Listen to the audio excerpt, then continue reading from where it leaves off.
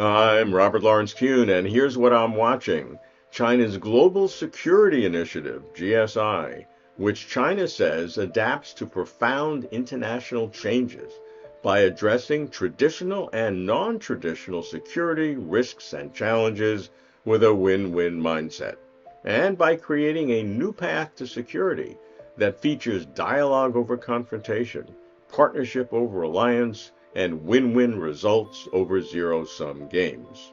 Anyone remotely sentient will read the implied contrast with American policy. Applications of the GSI, according to China, include the China-facilitated agreement between Iran and Saudi Arabia, longtime antagonists, to restore diplomatic relations, and China's 12-point position paper on resolving the Russia-Ukraine war.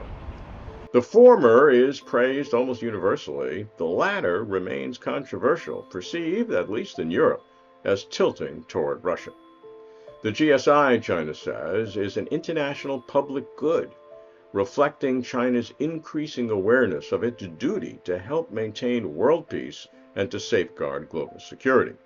As a top-of-mind example, China says it is committed to handling disputes over territorial sovereignty and maritime rights and interests through negotiation and consultation.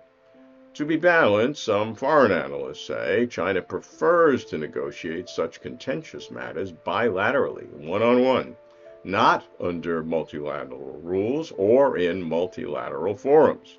Yet China does engage with the Association of Southeast Asian Nations, ASEAN.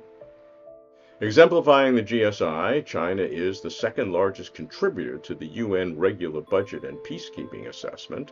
China has dispatched more than 100 naval vessels and 45 task forces to waters off the coast of Somalia to provide escort for over 7,000 Chinese and foreign ships.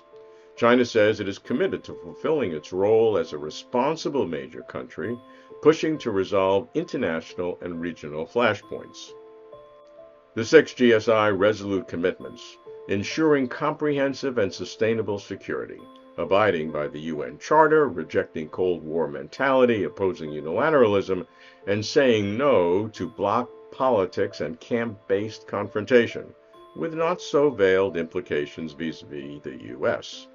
Taking the legitimate security concerns of all countries seriously and upholding the principles of indivisible security, with not-so-veiled implications for Russia-Ukraine.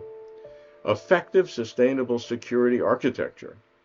Peaceful resolving differences and disputes through dialogue and consultation, and opposing the arbitrary use of unilateral sanctions and long-arm jurisdiction, another U.S. illusion.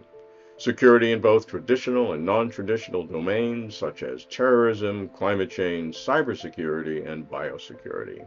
That's 5 of the 6. The one I left out is most important. Respecting the sovereignty and territorial integrity of all countries, upholding non-interference in others' internal affairs, and respecting the independent choices of development paths and social systems made by people in different countries. I could write several commentaries on each of those phrases.